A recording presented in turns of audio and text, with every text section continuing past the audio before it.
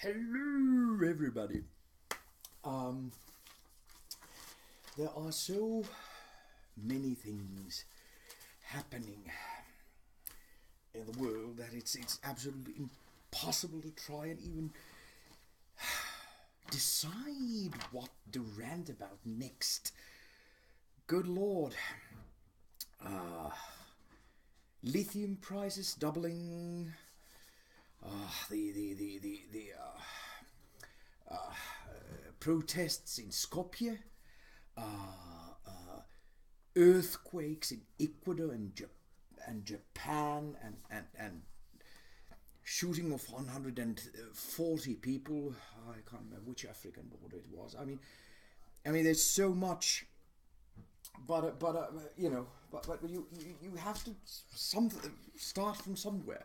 So perhaps the most important thing that the world temperature. It was crazy last year. It was absolutely beyond terrifying last month, and this month it's even higher. So this doesn't. I mean, this isn't anymore. I'm not speaking anymore to you idiots watching this. This is just in case somebody is going to send the contents of the internet out to space. So this is to some other race. Help! But to you people, I mean, please, please, please, quite simply stop worrying about anything else for now. Let's all worry about global warming first. Really, I'm just telling you, just small advice. But but let's continue with again. I'm so sorry for all the people who've suffered in the Ecuador uh, earthquake and a Japan earthquake. But the other news from Japan, the I don't know, the viral craze of, I can't remember, yesterday or day before or something, of the chimpanzee that escaped from a zoo, and I hope most people saw the video that went viral of its capture. Uh, and just as a personal comment is, I just have to say this as a human being, as any sort of being, that I make absolutely no difference between us and other animals. It really, to me, it was very difficult to watch. I'm not even going to start discussing whether zoos are right. Of course they're not. Uh, but simply, I'm sorry, to me there's no difference. It could have been a naked human being there being shot with an arrow and slowly losing consciousness and dropping down and hitting something while falling, uh, and then being caught on a blanket or whatever, and then thrown back to jail. No difference. Absolutely. I feel no difference. It doesn't matter whether it's a chimpanzee or a human being. No difference. I do not think that we have a future. I really don't. We're just, Middle Ages was horrible, but so is this age. We haven't advanced nearly fast enough. We're not. No, we're not going to survive. My opinion. Um, um, then let's go to was it in Scotland where they found again a previously unknown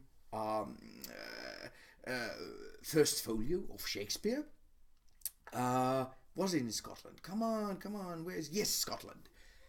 And I just, this goes with art as well. Again, just as a personal opinion, they say here that this the latest first folio that they found, and firstly I have to say that I adore Shakespeare. I'm a Shakespeare fan as much as anyone.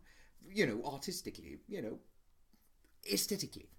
But Oxford University Shakespeare expert Emma Smith says that the value of this book that has been found is somewhere, is something like £2 to £2.5 million. And again, this goes to paintings and so many other things in this world. I cannot understand this. It's a blooming book.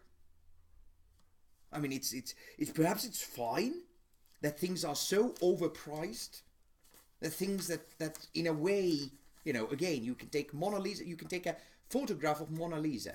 That's it. I don't.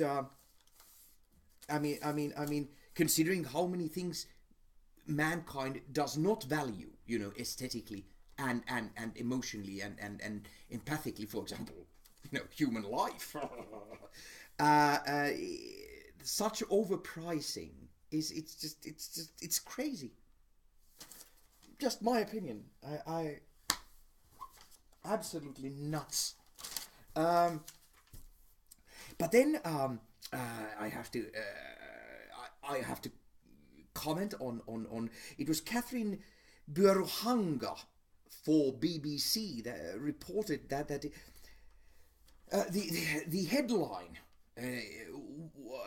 BBC was Ugandan cancer patients in limbo after radiotherapy machine breaks. I actually didn't look see what city it was, but there's only one radiotherapy machine, and from the picture it looked awful in Uganda. And now, if you again, just to all Ugandan cancer patients and probably all Ugandan citizens, I'm so sorry. I'm so terribly sorry. Because again, if you go and look up Uganda, I mean, it should be a paradise on earth. The fact that they only have one radiotherapy machine, crappy radiotherapy machine, and now it's broken, and people who have cancer are gonna certainly die, and certainly uselessly.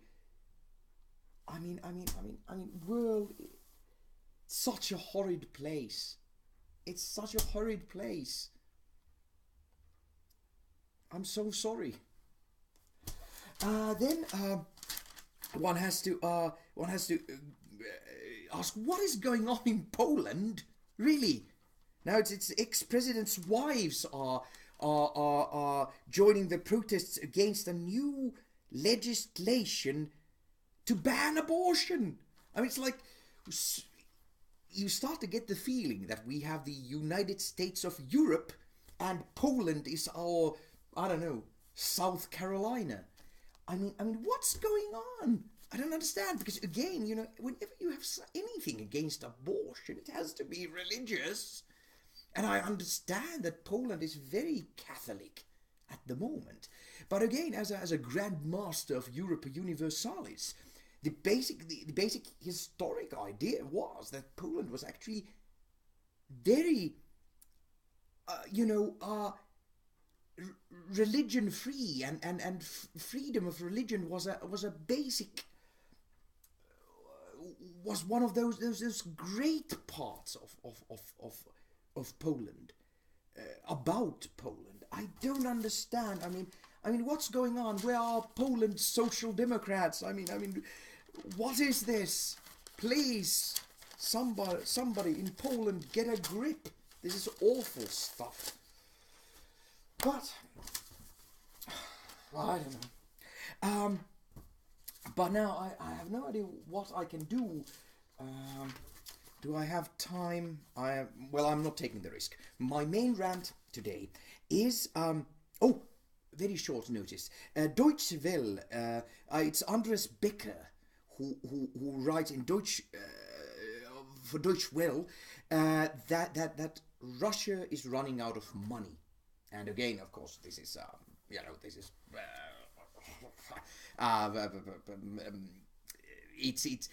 it's a fact, but when?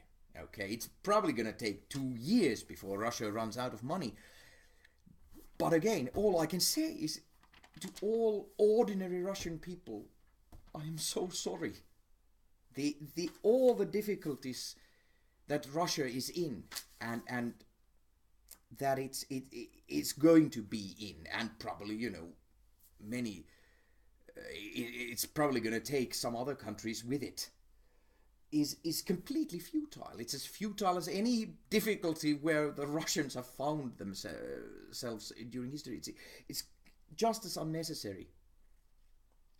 And for all the trouble that Russians are in and are going to be in, I am so sorry.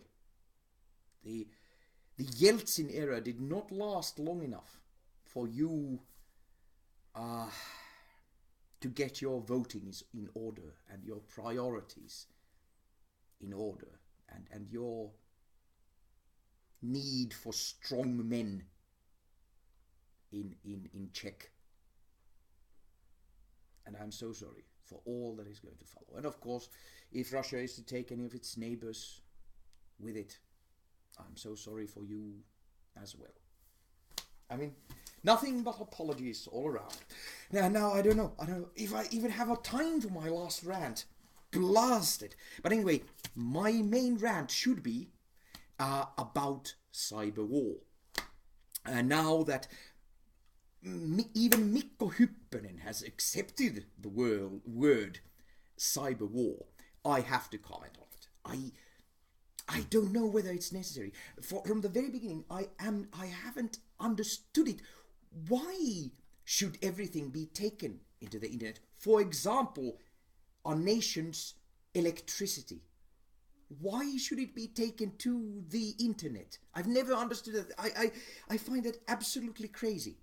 Like taking banks to the internet. It's like, all throughout history they tried to make banks unbreakable, and then finally they take them to the internet. It's like carrying your cash boxes into the street.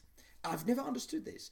And originally I thought that there was possibility to have, a net of your own. That you can have a net where there aren't all those so many terminals, and somebody, outside forces cannot get in. And I don't understand what's happened to possibility of national net and having and protected nets.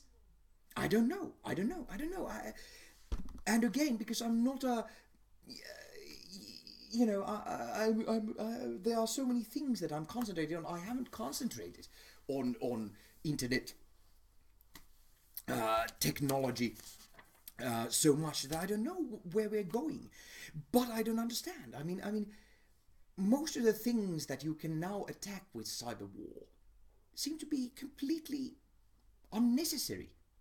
And if it truly is that last year that a Russian cyber attack closed down Swedish air control for 5 days or something like that, I mean, that's absolutely insane. Not just that somebody is willing to do it, but somebody has allowed the system to become like that is possible. I mean, it sounds absolutely insane. And again, if, for example, the Finnish electricity, or that I'm working at the moment with electricity, that if it is actually at the moment in the internet, and that some other country can decide, okay, let's F with Finland and shut their power down, I haven't gotten to vote on that. Nobody has even told me. If somebody has moved Finnish electricity to the internet and to be as a target of cyber war, nobody has even told me at any point. When did it happen? No discussion whatsoever.